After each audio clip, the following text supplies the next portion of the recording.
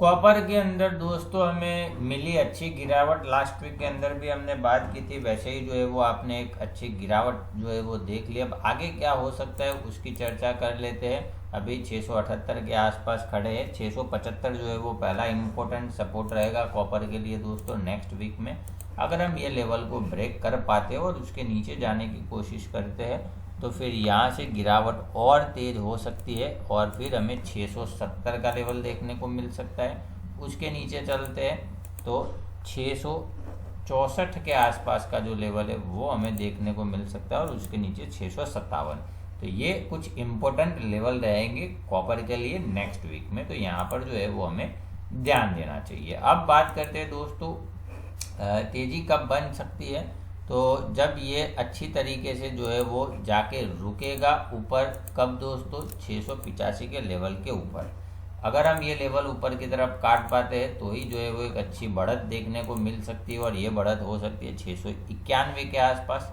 691 अगर हम ब्रेक कर पाते रुक पाते तो फिर 696 के आसपास का लेवल देखने को मिल सकता है और फिर जो है वो 702 705 के ऊपर जाएंगे तो फिर नई तेजी जो है वो हमें देखने को मिल सकती है। तो ये कुछ इम्पोर्टेंट लेवल रहेंगे कॉपर के लिए नेक्स्ट वीक के अंदर। यहाँ पर जो है वो चार्ट थोड़ा बड़ा कर दिया तो आप जो है वो इसको इस लेवल को यहाँ पर देख सकते हो। अब बात कर लेते हैं दोस्तों उसके अगले जो हमारे एल्यूमिनियम है उसके बारे में।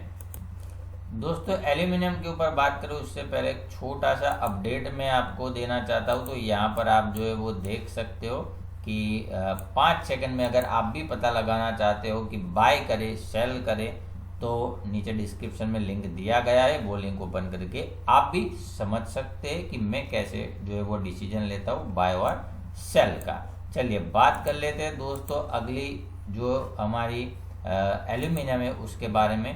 तो एल्यूमिनियम के जो लेवल रहेंगे वो कुछ इस प्रकार हो सकते हैं दोस्तों। सपोर्ट जो रहेगा उसके लिए नेक्स्ट वीक में वो रहेगा 205 के आसपास। लास्ट वीक में भी हमने चर्चा की थी, ठीक जो है वो अगर आपने ऑब्जर्व किया तो वैसे वैसे ही जो है वो मूवमेंट आई थी। उसके नीचे दोस्तों 203.70 वो लेवल कटता है 201.50 क्योंकि उसकी मूवमेंट बहुत ही छोटी है। इसके लिए जो है वो लेवल भी आपको ऐसे ध्यान में रखने हैं। और 197.75 198 आसपास का लेवल जो है वो देखने को मिल सकता है। 195 का जो लेवल है वो काफ़ी अहम रहेगा एल्यूमिनियम के लिए। वो अगर काटता है तो फिर 180 के आसपास के जो लेवल है वो हमें देखने को मिल सकते हैं। बात करते हैं दोस्तों तेजी कब बन सकती है उसके बारे में। तो तेजी के लिए जो है वो इसको पार करना होगा दोस्तों, जो कि लेवल निकल के आता है 210 के आसपास का। 210 का जो लेवल है वो अगर हम ऊपर की तरफ काट पाते हैं तो फिर यहाँ पर थोड़ी सी बढ़त देखने को मिल सकती है।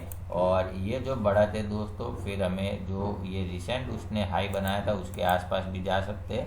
210 के ऊपर 212 के ऊपर चलते हैं तो 216 के आसपास के लेवल है और 216 के ऊपर चलने के बाद नई तेजी बन सकती है और 219 के आसपास के जो लेवल है वो हमें देखने को मिल सकते हैं। और 205 का जो है वो अहम सपोर्ट है वो टूटता है तो हमें थोड़ा सा सतर्क रहना चाहिए। अब बात कर लेते हैं दोस्तों जिंक के बारे में। जिंक में भी दोस्तों अच्छी गिरावट जो है वो हमने देखी लास्ट वीक के अंदर। जिस प्रकार से हमने चर्चा की थी उस प्रकार से ही आपने जो है वो मूवमेंट इसमें भी ऑब्जर्व किया होगा। तो अब जिंक में सपोर्ट कहाँ पर बन सकता है उसकी चर्चा कर लेते हैं दोस्तों। तो पहला इम्पोर्टेंट सपोर्ट रहेगा 266.50 के आसपास। वो लेवल काटने के बाद नीचे में फिर हमें ध्यान में रखना चाहिए दोस्तों 262.50।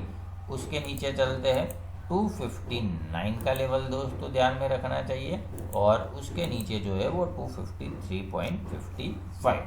ये कुछ इम्पोर्टेंट लेवल रहेंगे हमारे जो है वो जिंक के लिए नेक्स्ट वीक के अंदर। अब तेजी की चर्चा कर लेते हैं। तेजी कब बन सकती है दोस्तों। तो तेजी बनने के लिए जो है वो उसको एक बार जो है वो ये लेवल काटना जरूरी है जो कि निकलते आता है 272.50 का लेवल। ये लेवल अगर ऊपर की तरफ काटता है तो फिर यहाँ से जो है वो 276 का जो लेवल है उसके आसपास की जो तैयारी है वो हो जाएगी और उसके ऊपर चलने के बाद जो है वो हमें देखने को मिल सकता है 270 9 के आसपास का लेवल, और फिर जो है वो हमें ये जो रिसेंट उसने हाई बनाया था वो भी काट सकता है, और 283 का जो लेवल है वो भी हमें देखने को मिल सकता है। तो यहाँ पर थोड़ा सा एक बाउंस जो है वो हमें देखने को मिल सकता है, तो थोड़ा सा आप सतर्क रहे। अगर नीचे में गिरता है 266 में और ऊपर में 272.50, ये दोनों जो लेवल है ये वाली रेंज को इग्नोर करेंगे, उसके ऊपर और नीचे जो है वो आप ध्यान रख सकते हो दोस्तों।